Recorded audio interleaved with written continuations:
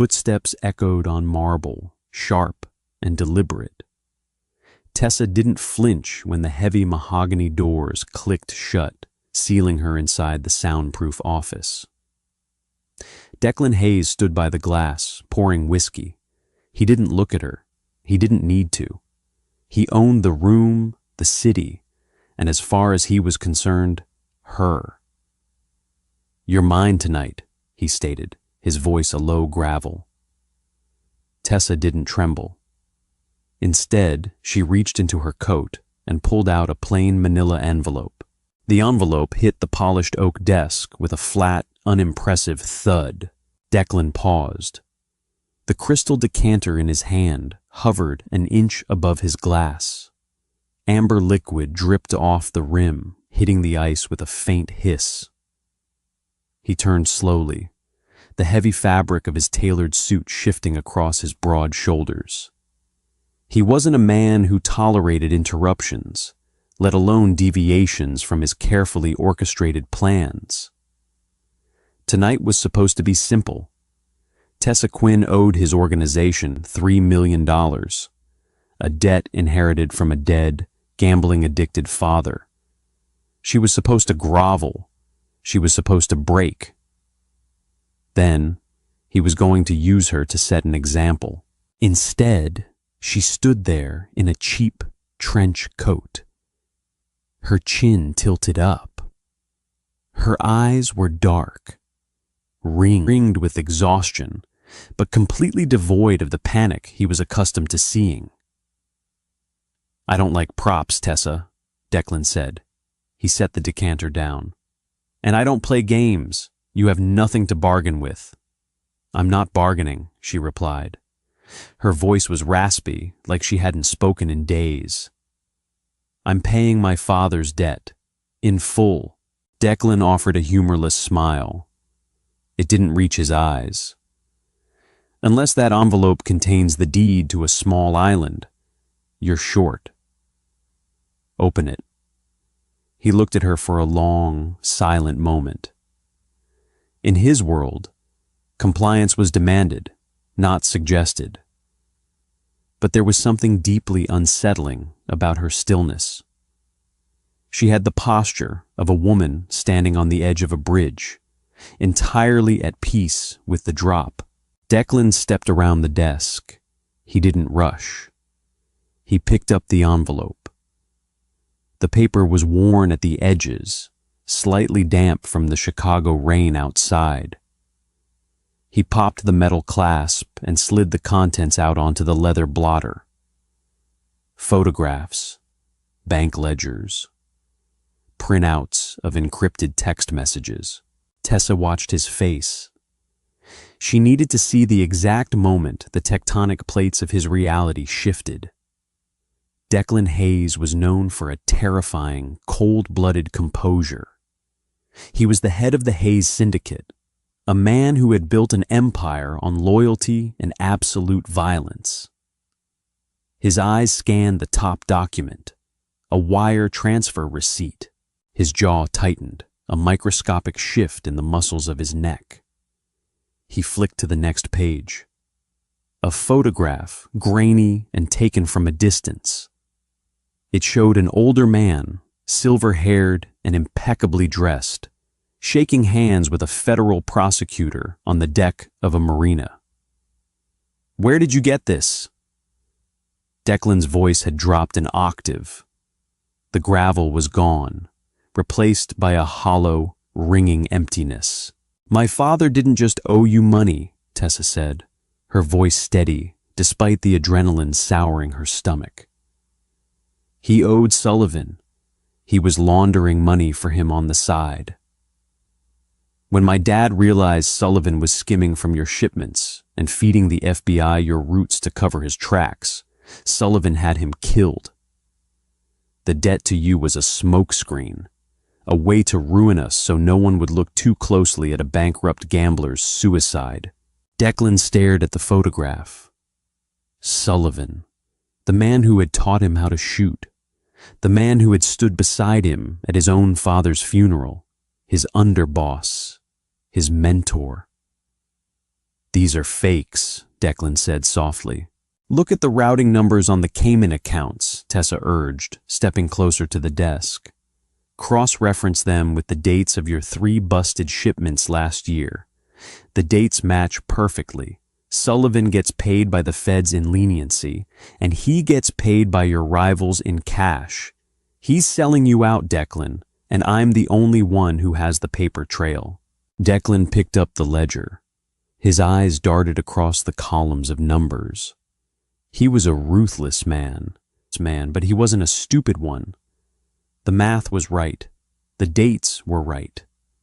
The sick, plunging sensation in his gut told him the rest. He slowly set the papers down.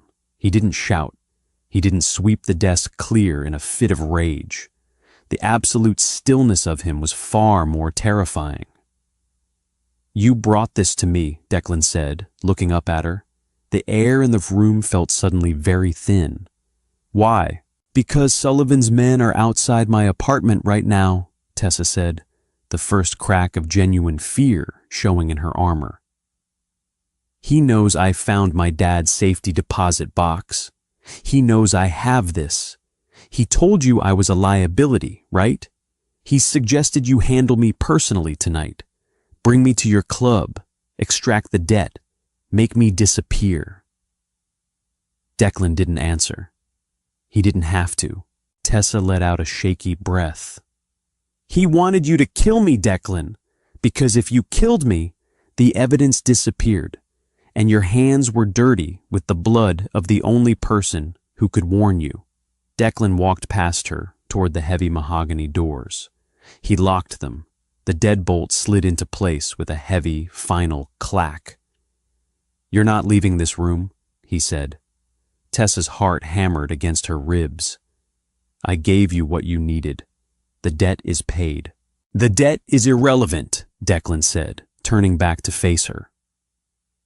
His eyes were completely black in the dim light of the office. If Sullivan sent you here to die, he's got watchers on the street to make sure you don't walk out.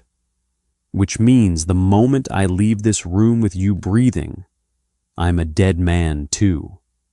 The silence in the office was suffocating, broken only by the muted, heavy bass of the nightclub 3 floors below. Declan walked over to a panel on the wall and killed the main overhead lights. The room plunged into shadows, lit only by the neon glow bleeding through the rain-streaked windows. He moved with a terrifying efficiency, pulling a sleek, matte black handgun from a drawer, checking the chamber and sliding it into the holster at his waist.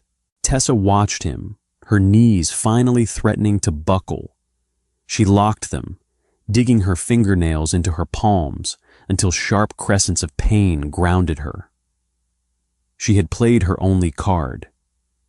She had walked into the lion's den, hoping the lion was hungry enough to eat its own keeper.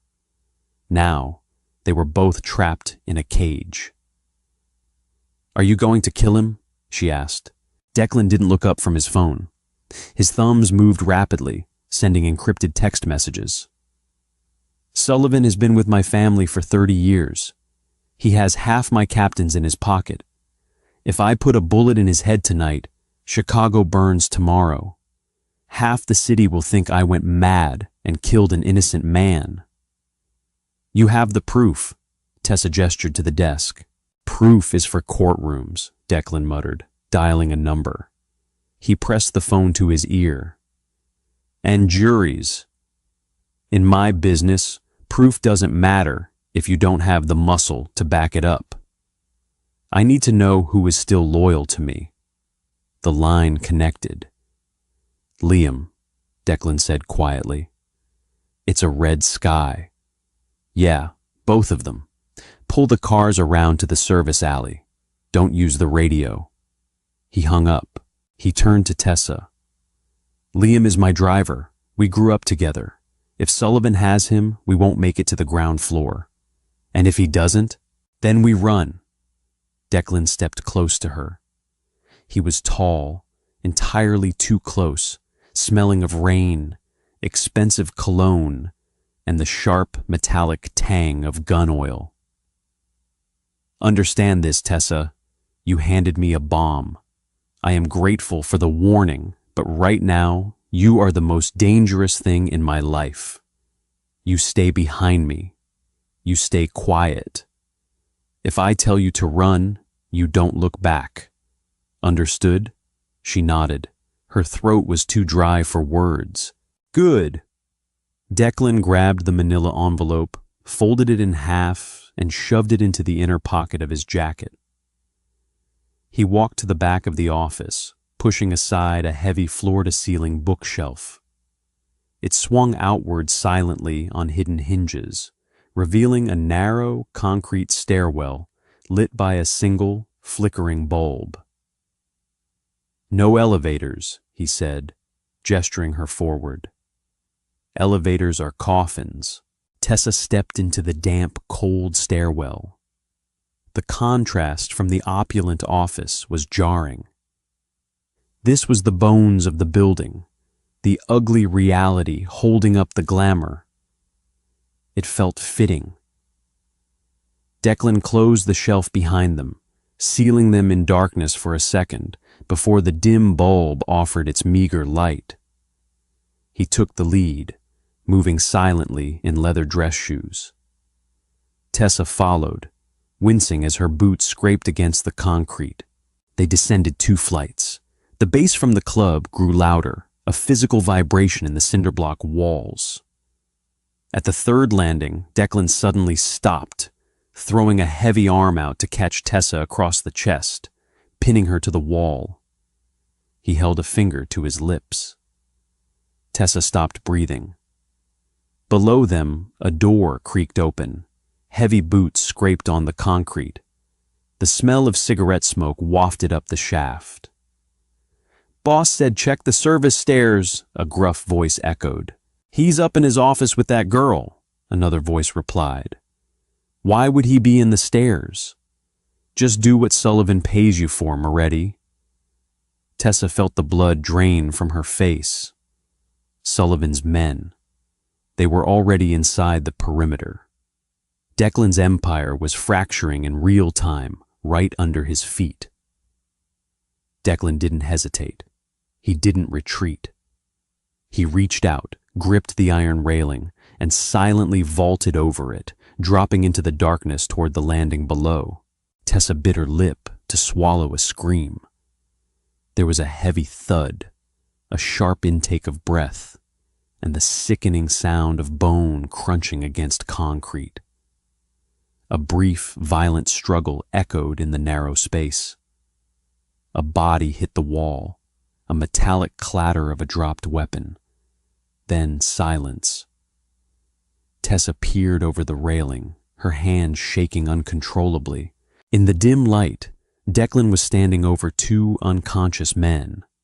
He wasn't even breathing hard. He looked up at her, his face an impassive mask of violence, and gave 2 sharp flicks of his hand. "Come down." She scrambled down the stairs, trying not to look at the blood pooling under one of the men's noses. When she reached the landing, Declan grabbed her arm, his grip bruising. "They're moving up," he whispered, his mouth inches from her ear. "Sullivan isn't waiting. He's making his play tonight." He pushed open the heavy steel door leading to the alley. The cold Chicago air hit them like a wet towel. Rain was falling in heavy gray sheets. A black SUV sat idling 20 feet away. The driver's side window rolled down a fraction. "Liam," Declan called softly. "Get in, boss," came the reply. Declan pushed Tessa toward the rear door. "Go." She yanked the door handle, throwing herself into the leather back seat. Declan was right behind her, slamming the door shut just as 3 men burst out of the kitchen exit at the far end of the alley. "Drive," Declan barked. The SUV's tires shrieked against the wet pavement. Gunfire erupted. It didn't sound like it did in movies. There were no echoing bangs, just a series of flat, sharp cracks, like a hammer hitting concrete. The back windshield exploded inward. Tessa screamed, throwing her arms over her head as safety glass rained down on her. Declan shoved her down, flat against the seat, covering her body with his own. He was a heavy, solid weight, pressing her into the leather, shielding her from the chaos outside. He drew his weapon, blind firing twice out the shattered window as Liam whipped the heavy vehicle onto the slick city street, swerving violently to lose the shooters. They tore through a red light, tires hydroplaning for a sickening second before gripping the asphalt again. "You good in the back, boss?" Liam yelled over the roar of the engine and the wind whipping through the broken window. "Drive, Liam. Head to the shipyard," Declan ordered. He slowly lifted himself off Tessa. She was shaking violently now, her hands clutching the lapels of her cheap coat. Her cynical facade had cracked, leaving only raw terror. Declan looked at her. He reached out and brushed a shard of glass from her hair. His touch was unexpectedly gentle, completely at odds with the violence of the last 3 minutes. "You're alive," he said flatly. "Breathe." The safe house wasn't a luxury penthouse or a fortified bunker. It was a bleak, dusty apartment above a closed-down dry cleaner in the industrial district. The air smelled of stale chemicals and old dust. There was a single mattress on the floor, a sagging couch, and a small kitchenette with a dripping faucet. Real life on the run wasn't glamorous. It was just cold. Liam stayed in the car out back, watching the perimeter. Declan had systematically stripped his suit jacket off, throwing it over a kitchen chair. He checked his phone, a burner he kept in the glove box of the SUV, his face illuminated by the harsh white light of the screen. Tessa sat on the edge of the mattress, hugging her knees to her chest. Her clothes were damp, her hair clinging to her cheeks. The adrenaline was receding, leaving behind a hollow, aching exhaustion. "Are we safe here?" she asked. Her voice sounded small in the empty room. Declan didn't look up from his phone. "For a few hours. Sullivan will tear the city apart looking for us. He knows if I make contact with the 5 families in New York, he's a dead man. I have to get the proof to them before he finds me." "And me?" Declan finally looked at her. He leaned against the counter, crossing his arms. Stripped of the tailored jacket, his white dress shirt rolled up at the sleeves, he looked less like a polished CEO of a crime syndicate and more like a brawler. "You're the witness," Declan said. "Without you, the ledger is just numbers. You know how your father moved the money. You know the accounts. You are the key to burying him." "I don't want to bury him," Tessa snapped, a sudden spark of anger cutting through her fear. "I just wanted him to stop hunting me. I just wanted to survive." "Welcome to my world, Tessa. Survival isn't a passive state. You have to kill the thing trying to kill you, or you die." He walked over to a small cabinet and pulled out a bottle of cheap vodka and a relatively clean glass. He poured 2 fingers and walked over, offering it to her. She stared at the glass, then at him. She took it. The liquor burned her throat, making her cough, but it spread a necessary warmth in her chest. "You're handling this remarkably well for a civilian," Declan noted, pulling up a wooden chair and sitting backward on it, facing her. "My father was a degenerate gambler," Tessa said bitterly, staring at the floor. "He owed money to people who broke fingers for a living before he graduated to owing you people. I grew up knowing how to pack a bag in under 3 minutes and which floorboards didn't squeak. I'm not a civilian. I'm collateral damage." Declan watched her. His gaze was heavy, analytical. "He left you holding a $3 million bag. He left me an envelope," she corrected. "He thought it would protect me. He didn't realize it put a target on my back." She looked up, meeting Declan's dark eyes. "You were going to kill me tonight." It wasn't a question. Declan didn't flinch. "Yes." The honesty was brutal, yet strangely refreshing. No lies, no sugarcoating. "Why didn't you just let Sullivan do it?" she asked. "Because the debt was owed to the Hayes family," Declan said, his voice dropping into a low, quiet rhythm. "And in my family, we handle our own business. We don't farm out punishment. But I was going to offer you a choice." Tessa raised an eyebrow. "A choice between a bullet and the river?" "A choice between dying," Declan said softly, "and working off the debt. You have a degree in forensic accounting. You're smart. I was going to put you in a room with a computer for the next 10 years. Indentured servitude."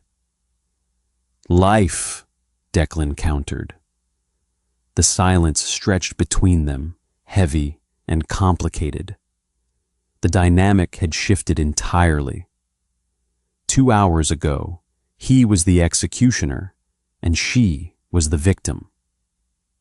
Now, they were two people sitting in a dusty room, entirely dependent on one another for survival. Declan stood up.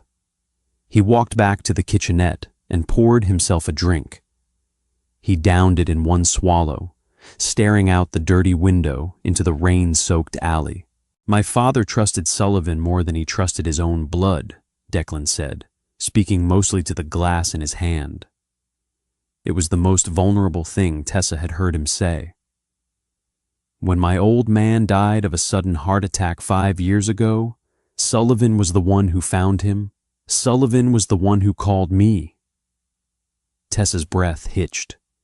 "You think—" "I think," Declan turned around, his eyes burning with a cold, terrifying fire, "that my father's heart was perfectly fine.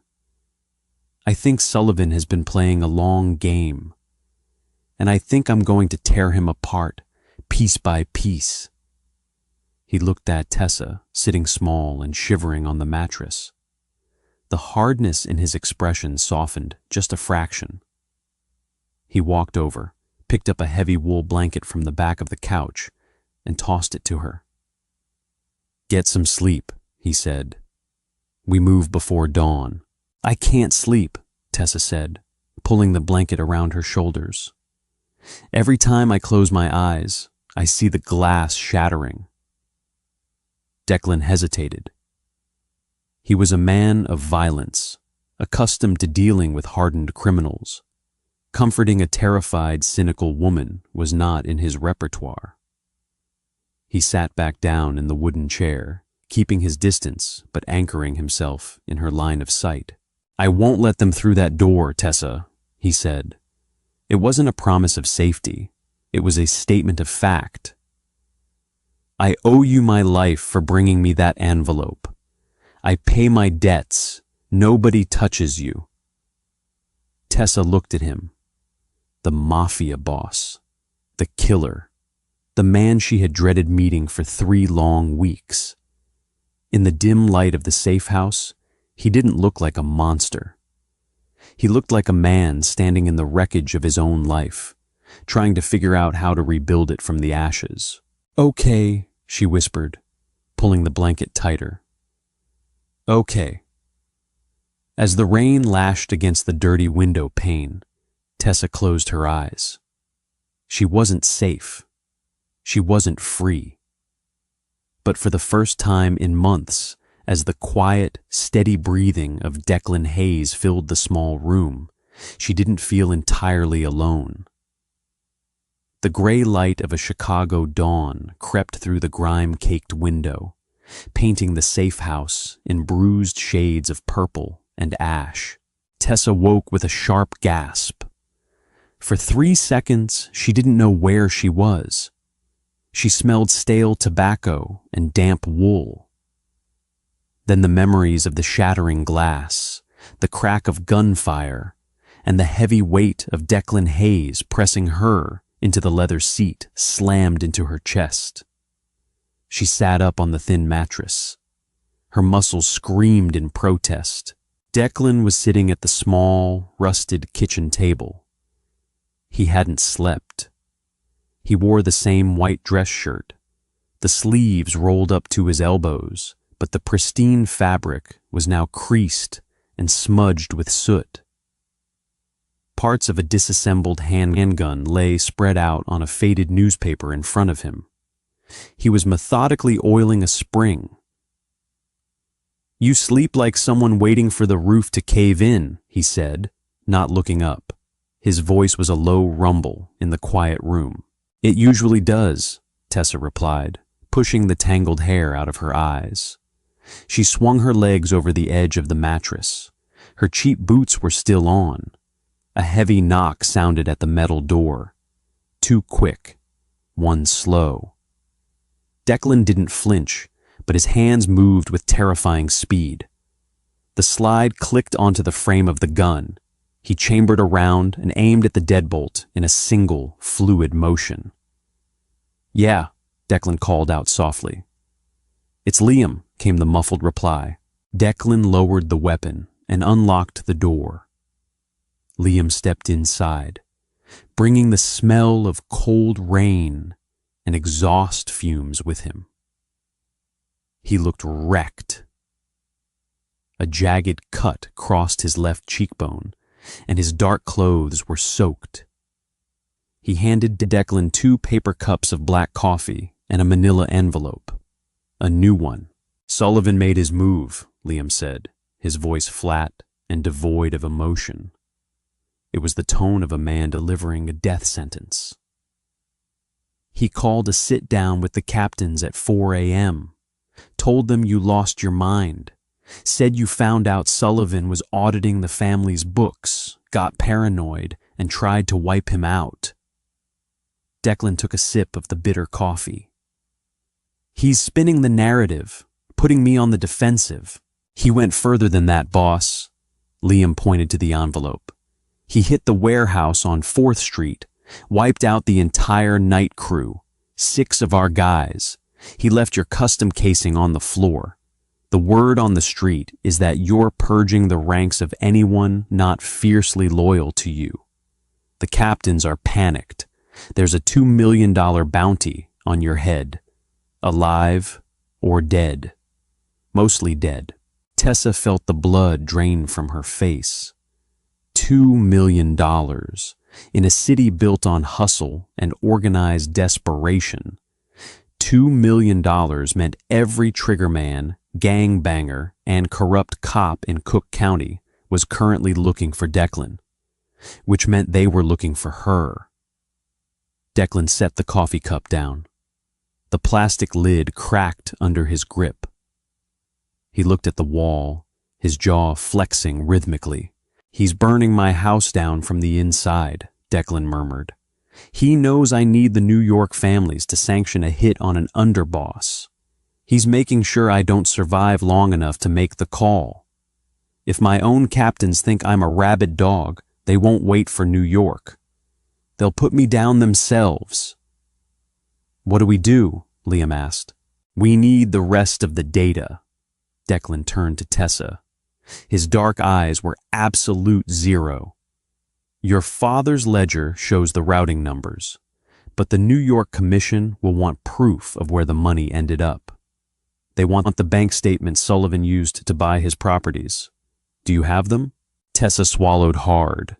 The room felt incredibly small. "I don't have them on me. Dad wasn't stupid. He didn't keep the digital backups with the hard copies. He knew if he got caught, the paper would be found first." Declan took a step toward her. The predatory stillness was back.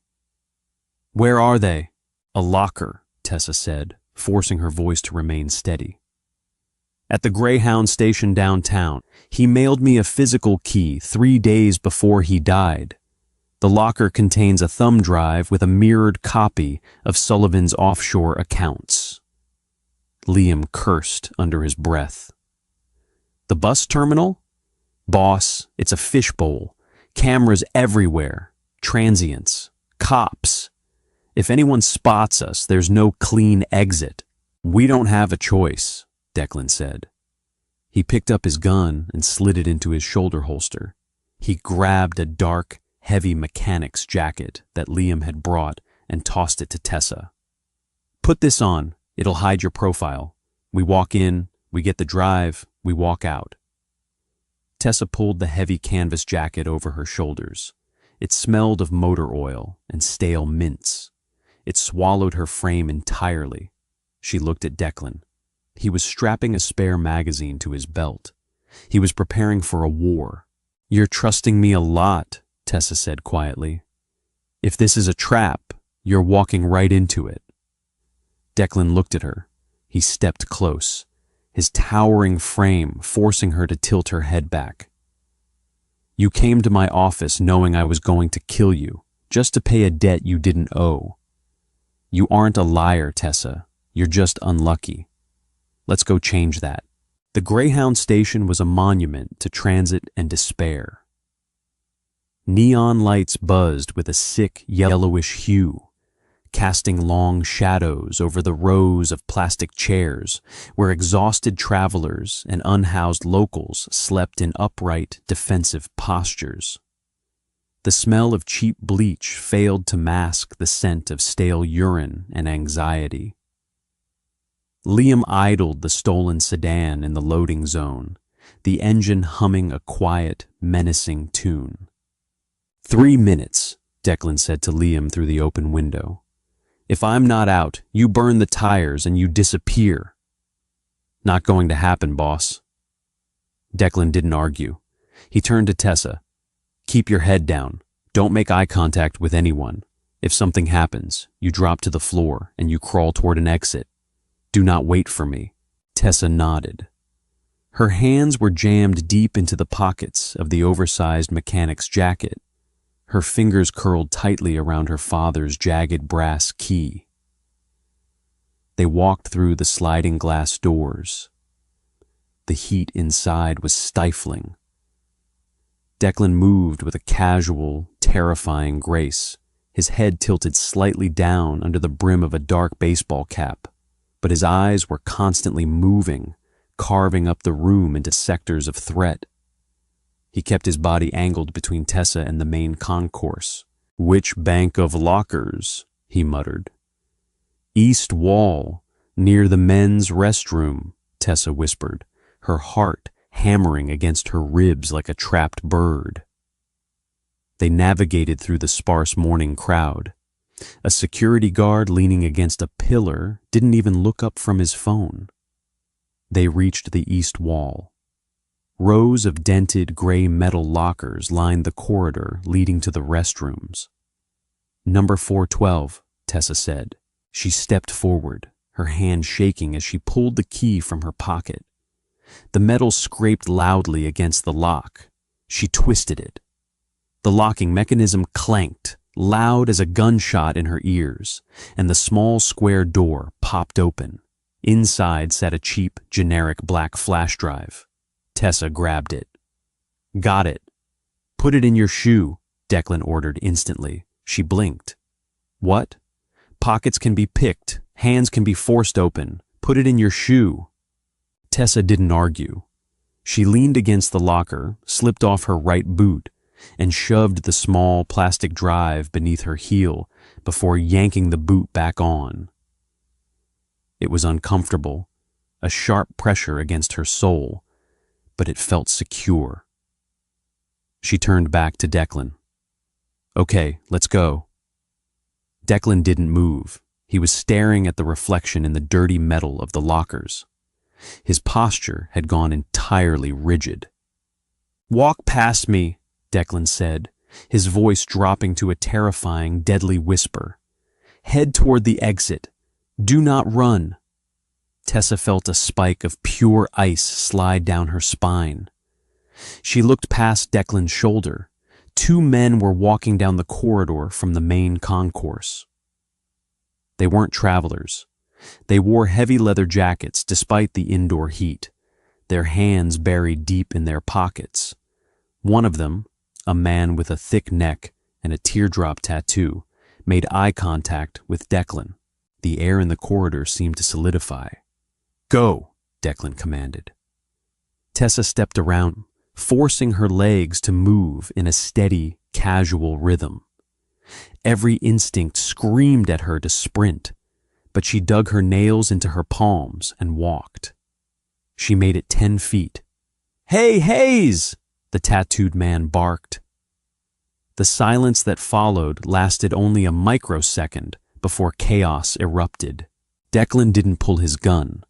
The corridor was too narrow, the risk of a ricochet hitting Tessa too high. Instead, he launched himself forward with the explosive violence of a coiled spring. He closed the distance before the tattooed man could pull the weapon from his pocket. Declan's left hand shot out, gripping the man's throat and slamming him backward into the wall of lockers with a deafening crash. His right hand drove a vicious, compact punch into the man's ribs. The sickening crack of bone echoed in the hallway. The second man pulled a combat knife, the serrated blade catching the sick yellow light. He lunged at Declan's back. Tessa didn't think. The cynicism that had defined her adult life vanished, replaced by a pure animalistic need to survive. She spun around, grabbed a heavy metal trash can sitting against the wall, and hurled it with all her strength at the second man's legs. The heavy cylinder struck the man's knees. He stumbled, cursing loudly, his lunge thrown entirely off balance. It gave Declan the half-second he needed. He released the tattooed man, who slumped to the floor, gasping for air. Declan pivoted, catching the knife-wielding man's wrist. He twisted it violently. The man shrieked, dropping the blade. Declan followed through with an elbow strike to the man's jaw, dropping him instantly to the linoleum tiles. It was over in 6 seconds. "Move!" Declan grabbed Tessa's arm, pulling her away from the groaning men. They broke into a sprint, weaving through the sudden crowd of panicked bystanders. They burst through the side exit doors, the cold morning air hitting them like a physical blow. Liam already had the car rolling, kicking open the rear door as they approached. Declan shoved Tessa in and dove in behind her. The car tore away from the curb before the door even slammed shut. Tessa was hyperventilating, pressing herself into the corner of the back seat. The metallic taste of adrenaline flooded her mouth. She looked at Declan. He was breathing heavily, leaning against the seat. Then she saw the blood. A dark, wet stain was spreading across the white fabric of his rolled-up sleeve. The knife man had clipped him before dropping the blade. "You're bleeding," Tessa said, her voice sounding far away. Declan glanced at his arm. "It's a graze. He didn't hit the artery." "Take the jacket off," she ordered. She didn't know where the authority came from, but she didn't care. She unzipped her mechanic's jacket and ripped a long strip of fabric from the hem of her own cotton shirt underneath. Declan looked at her, his eyebrows raised slightly, but he complied. He shrugged off the shoulder holster and rolled the bloody sleeve up higher. The cut was long and jagged, bleeding sluggishly. Tessa leaned over. Her hands were still trembling, but she forced them to steady as she wrapped the torn fabric tightly around his thick bicep, pulling it taut to apply pressure. She tied a harsh, efficient knot. They were inches apart. She could feel the heat radiating off his skin, smell the exertion and the copper scent of his blood. Declan watched her face, his dark eyes analyzing every flicker of emotion across her features. "You didn't run," Declan said quietly over the roar of the engine. "You told me to walk," she replied defensively, refusing to look up from the bandage. "When the knife came out, you threw the can. You stayed in the fight." Declan's voice was completely devoid of its usual cold detachment. It was something closer to awe. Civilian or not, Tessa, you just saved my life. Tessa finished the knot and finally looked up, meeting his gaze. The air in the back seat felt charged, heavy with the sudden, undeniable realization that they were no longer just a boss and a debtor. They were bound by blood and the brutal physics of survival. "Don't make a habit of needing it," she whispered. Declan held her gaze for a long moment before nodding once.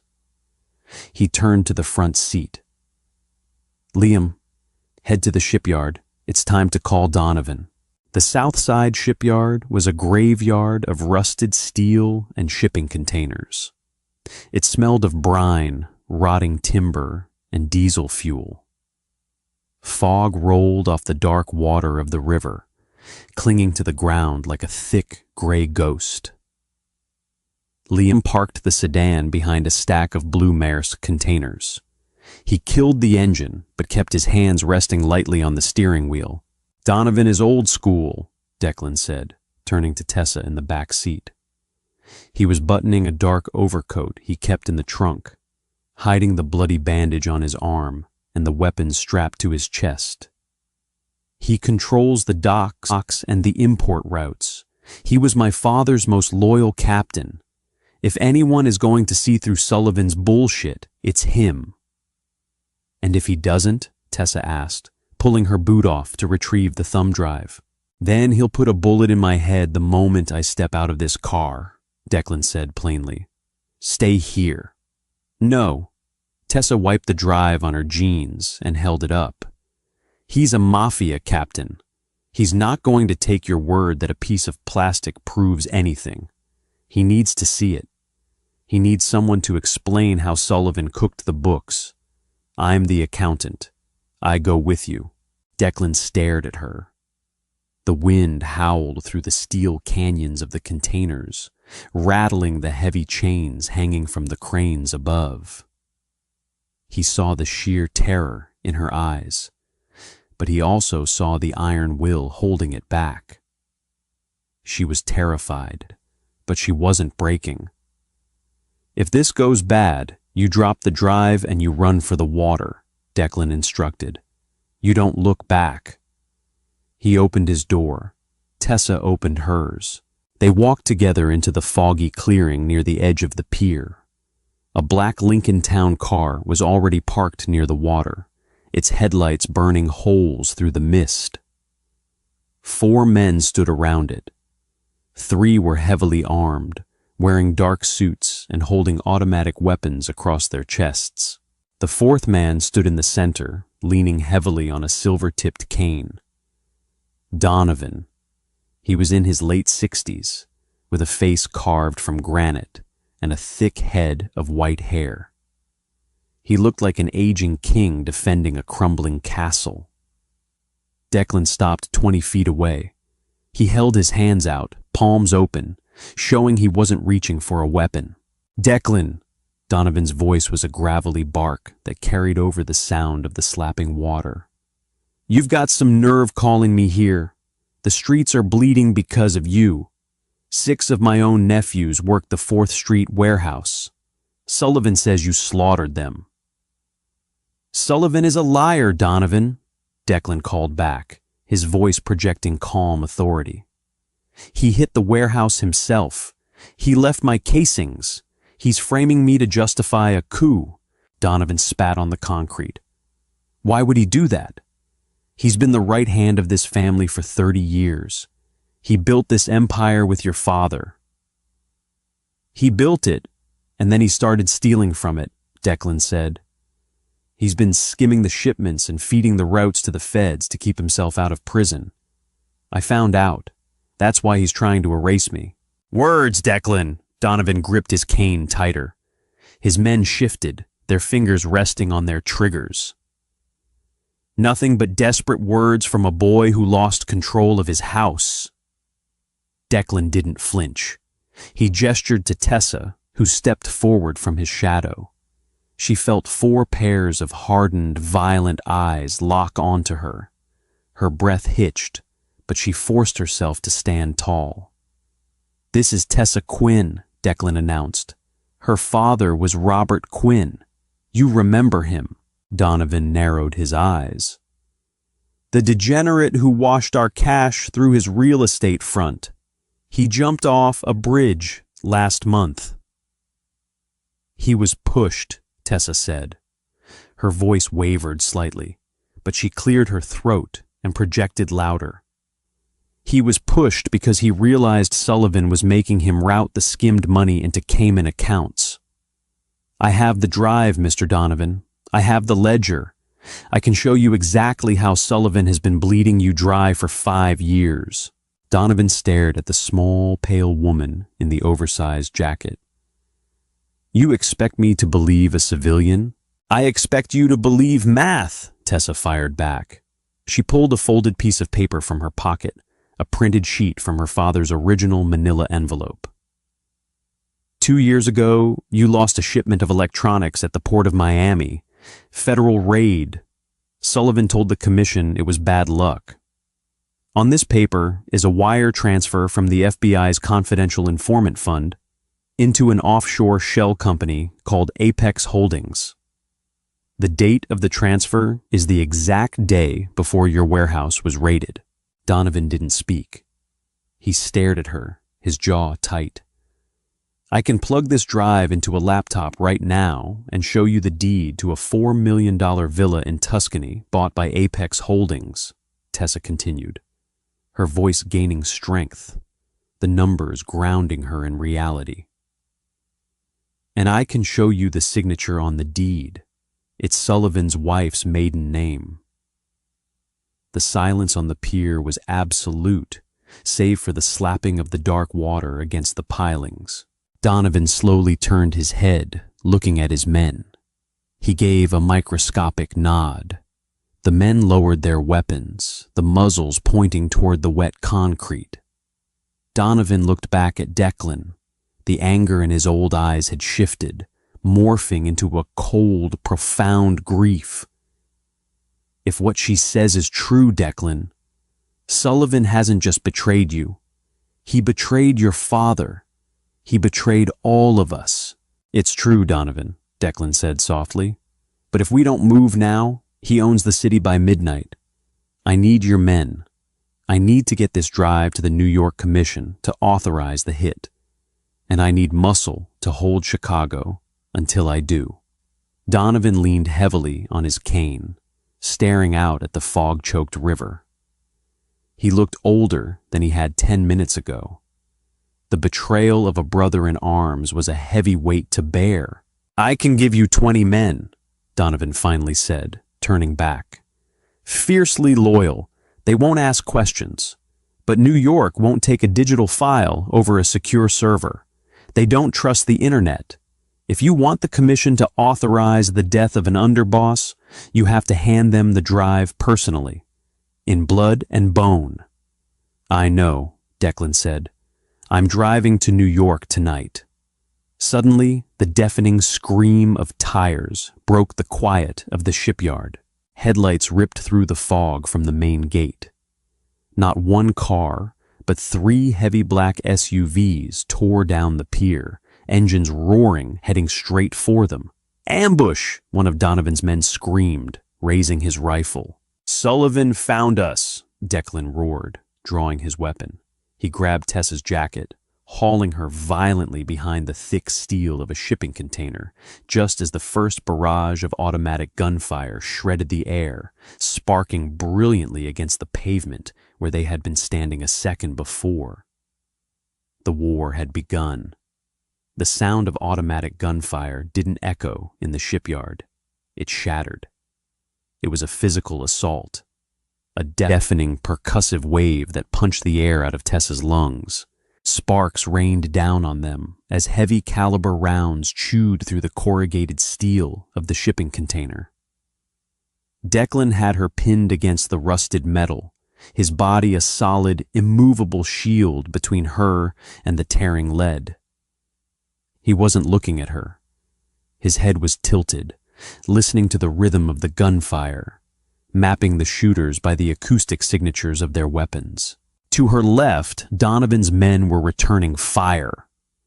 The deep, rhythmic boom of a shotgun answered the frantic chatter of the SUV's rifles. A man screamed, a wet, guttural sound that cut through the mechanical noise. "They have us in a crossfire," Declan shouted over the din, pulling his weapon. "3 vehicles, maybe 12 men. We can't stay pinned here. Once they flank the containers, it's a slaughter." Tessa pressed her hands over her ears. The smell of cordite and pulverized concrete was suffocating. She looked at Declan. The makeshift bandage on his arm was entirely soaked through, blood dripping steadily down his wrist, making his grip on his gun slick. He didn't seem to notice. Donovan was 20 yards away, kneeling behind the engine block of his town car. His pristine white hair was dusted with concrete powder. He fired 2 controlled shots from a heavy revolver, then ducked as the car's windshield disintegrated into a shower of diamond-like fragments. "Declan!" Donovan roared, his voice carrying a jagged authority. "Take the girl! Move to the service road! We'll hold the perimeter!" "You don't have the numbers, Donovan!" Declan yelled back. "I have enough to buy you 3 minutes." The old captain reloaded his weapon with terrifying calm. "If you die on this dock, Sullivan takes the city and my nephews died for nothing. Get to New York. Bring me his head." Donovan didn't wait for an answer. He signaled his surviving men.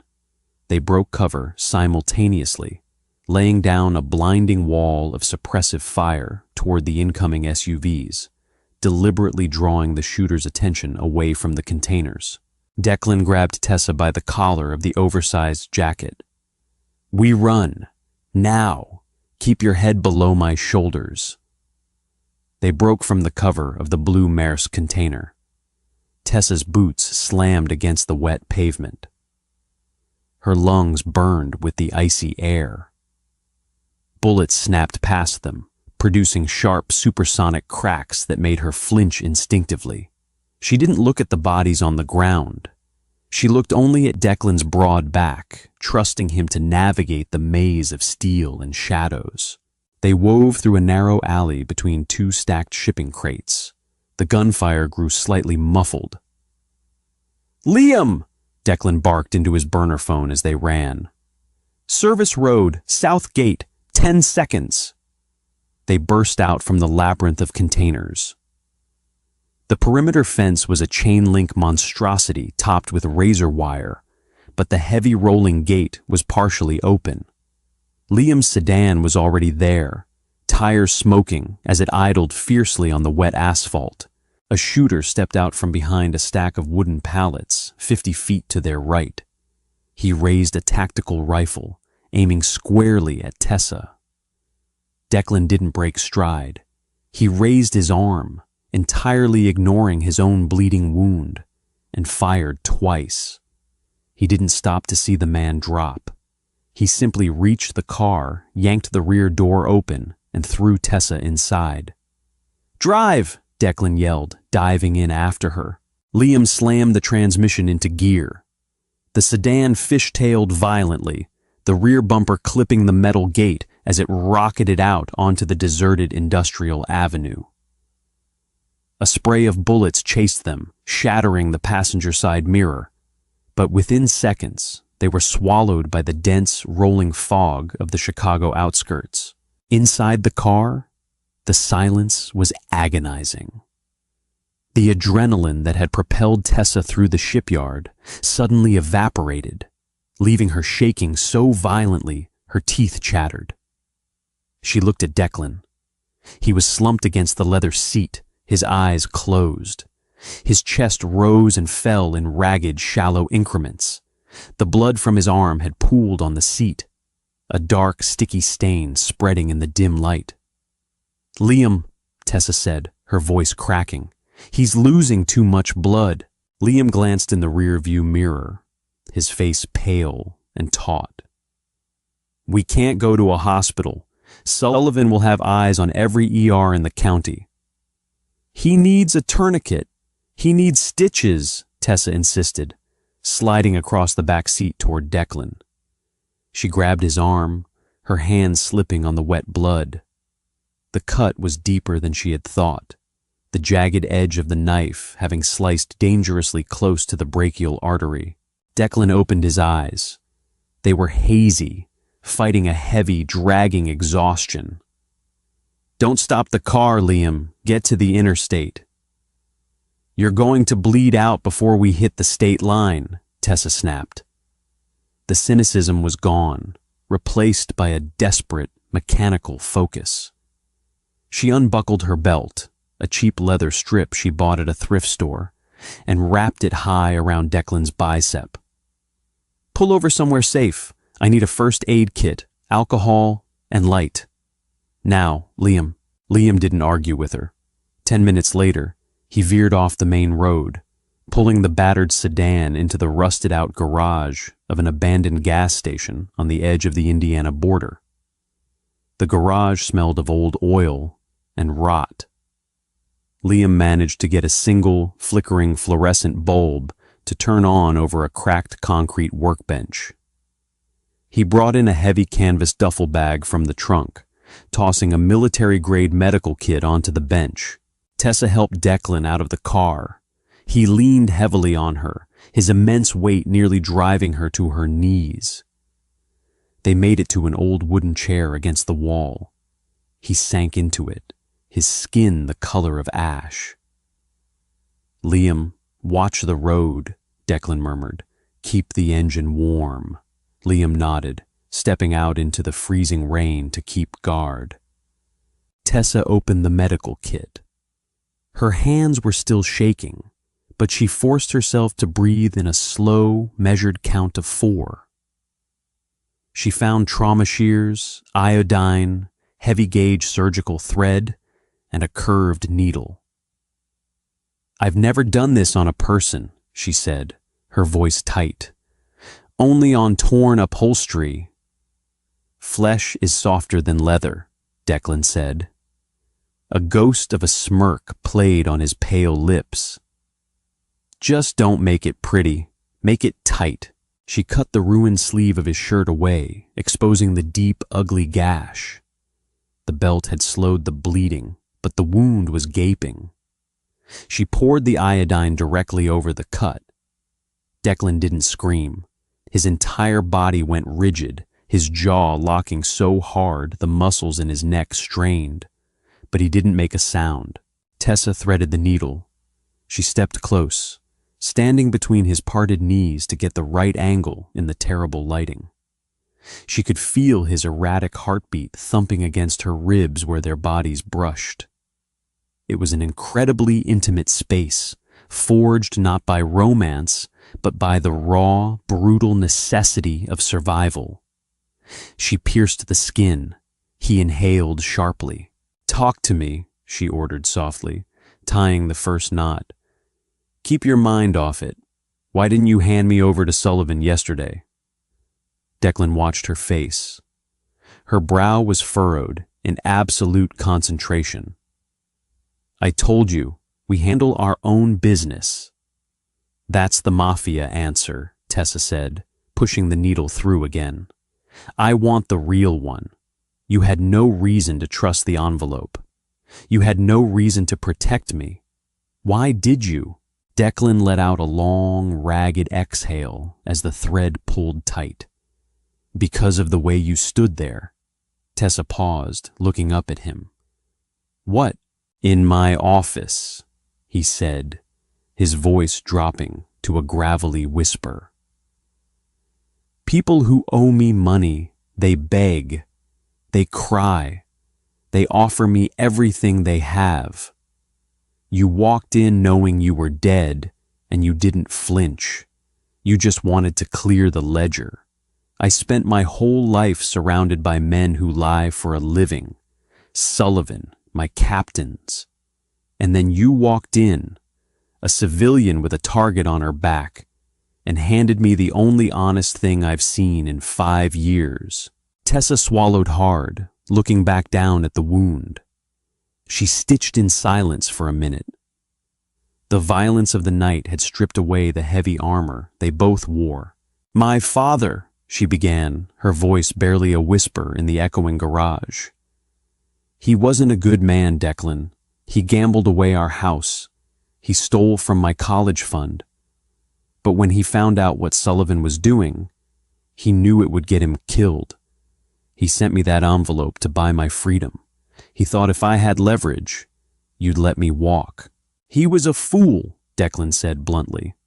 "Leverage without a gun is just a ransom note. Sullivan would have tortured you to find that flash drive, and then he would have buried you in a foundation." "I know." She tied the final knot, snipping the heavy thread. The stitches were ugly, jagged black lines against his pale skin, but the wound was closed. She reached for a roll of gauze. "I know I can't go back to Chicago, even if you win." Declan watched her hands as she wrapped the clean white bandage around his arm. "No, you can't." Tessa stepped back, wiping the blood from her hands with a rag.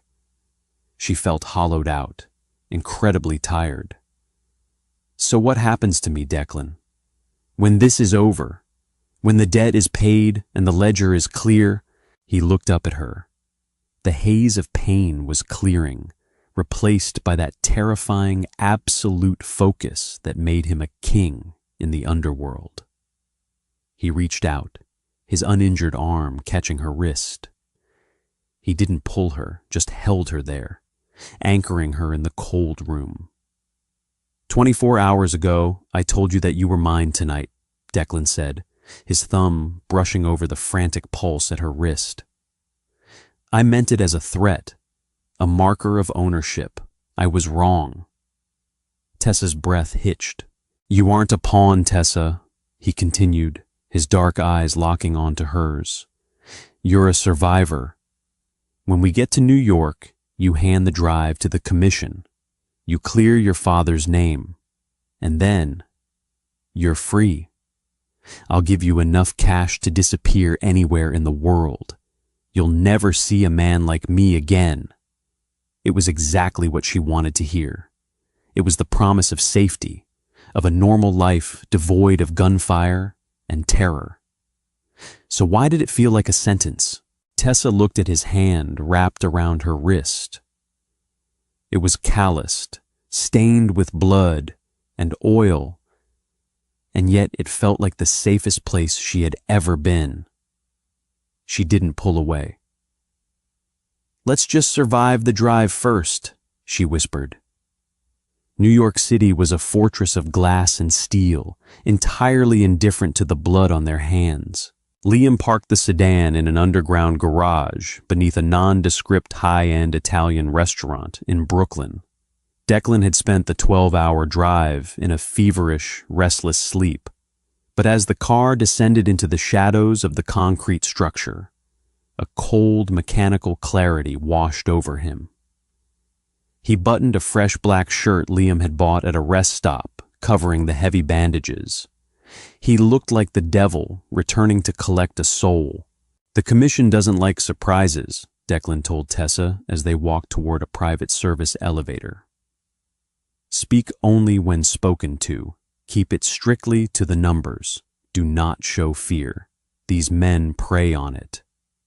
Tessa nodded. She clutched her father's flash drive in her palm. The cheap plastic felt heavier than a gold brick. The elevator opened into a dimly lit, wood-paneled dining room that smelled of expensive cigars and roasted garlic. 4 men sat around a heavy oak table. They were older, impeccably dressed, projecting a quiet, lethal power that made Donovan look like a street thug. At the head of the table sat Frank Russo. He had the kind, grandfatherly face of a retired baker, which made the dead, shark-like emptiness of his eyes utterly terrifying. "Declan Hayes," Frank said, not standing. He gestured to the empty chair across from him with a half-smoked cigar. You've caused a lot of noise in Chicago. Noise is bad for business. Treason is worse, Frank, Declan said, standing behind the chair. He didn't sit. Sitting was for subordinates. Sullivan orchestrated a coup. He hit my warehouse and put a bounty on my head to cover his tracks. He's been skimming your shipments for 5 years. A murmur went around the table. Frank raised a hand, silencing them. Sullivan called me 6 hours ago. He said you went paranoid. Said you started executing loyal men because you couldn't handle the crown your father left you. He asked for permission to step in as boss. And what did you tell him? Declan asked, his voice deadpan. I told him to wait, Frank said. I told him to wait until I heard your side. I respected your father. I'm giving you 3 minutes to prove you aren't the mad dog Sullivan claims you are. If you can't, you don't leave this room. Declan stepped back. He looked at Tessa. This was the moment, the precipice. Tessa stepped forward, moving past Declan. She didn't tremble. She placed the black flash drive on the polished oak table. Gentlemen, Tessa said. Her voice was crisp, professional, completely divorced from the terror of the past 2 days. She sounded exactly like the forensic accountant she was trained to be. My name is Tessa Quinn. My father was Robert Quinn. He washed your Chicago profits through his real estate firm. Before he was murdered by Sullivan, he compiled this. Frank stared at her, then at the drive. What is it? It's a mirrored ledger, Tessa explained, meeting Frank's dead eyes without flinching. It cross-references every shipment lost in Chicago over the last 5 years with corresponding wire transfers from federal informant funds. It also traces the skimmed product. Sullivan sold it to the Russian syndicates on the East Coast and funneled the cash into offshore shell companies under his wife's maiden name. The temperature in the room dropped 10 degrees. The mention of the Russians, their direct rivals, was a fatal blow. Can you prove this? Frank asked softly. Give me a laptop, Tessa said. I'll trace $1 million of your stolen money to a villa in Tuscany in 3 minutes. Frank snapped his fingers. A bodyguard in the corner produced a sleek silver laptop, setting it on the table. Tessa plugged the drive in. Her fingers flew across the keyboard, opening encrypted files, bringing up bank statements, property deeds, and federal wire receipts. The men at the table leaned in. They didn't need to understand the complex coding. They understood the bottom line. The math was flawless. The theft was undeniable. Frank Russo leaned back in his chair. He looked at the screen, then at Declan, and finally at Tessa. Your father was a thief, Miss Quinn, Frank said, quietly. But he was a meticulous one. He did us a service. Frank closed the laptop. He pulled the flash drive out and put it in his suit pocket. He looked at Declan. Sullivan is a dead man. The hit is sanctioned. When you return to Chicago, the city is yours. We will inform the captains that Sullivan is excommunicated. Anyone who stands with him will be purged. Thank you, Frank, Declan said. A microscopic release of tension in his jaw was the only sign of relief. Don't thank me, Frank said coldly. Just fix your house, Declan, and don't ever bring this much heat to my doorstep again. Declan nodded once. He turned, placing a hand on the small of Tessa's back, guiding her back to the elevator. They stood in silence as the metal doors closed, sealing them in the small, descending box. The descent felt heavier than the ride up. The war was over. Declan had his empire back. Sullivan was as good as dead. And Tessa was free. The elevator chimed, opening into the damp, cold parking garage. Liam was waiting by the car. Declan stopped walking. He reached into his coat pocket and pulled out a thick envelope. It wasn't the manila one she had brought to him. It was crisp, white, and heavy. He held it out to her. 200,000 in untraceable cash, Declan said. His voice was entirely devoid of emotion, a blank wall. A new passport, a flight to Geneva leaving from JFK in 3 hours. Liam will take you to the airport. Your father's debt is cleared. You're done. Tessa stared at the white envelope. This was the exit. The clean break she had wanted since the moment she found her father's lockbox. She could take it, get on a plane, and live a quiet, safe, boring life. She would never have to hear the sound of a gunshot again. She would never have to stitch a man's flesh together in a dirty garage. She looked up at Declan. His jaw was clenched. He was looking at the concrete wall behind her, refusing to meet her eyes. He was setting her free because it was the honorable thing to do, but it was taking every ounce of his legendary control to do it. Tessa didn't take the envelope. Geneva is cold, she said quietly. Declan finally looked at her. His dark eyes flickered with confusion. Then something much deeper, much more dangerous. Tessa, don't play games. Take the money. Walk away from me. You know what I am. You know the violence I bring. If you stay, there is no going back. I know exactly what you are, Declan, Tessa said. She stepped closer, closing the distance between them. She reached out, her fingers resting lightly over the dark suit jacket, where she knew the jagged stitches lay beneath. You're the man who took a bullet for a girl he was supposed to kill. She looked up, meeting his terrifying, beautiful gaze. My father left me a debt. You paid it. Now, I choose where I belong. Declan stared at her.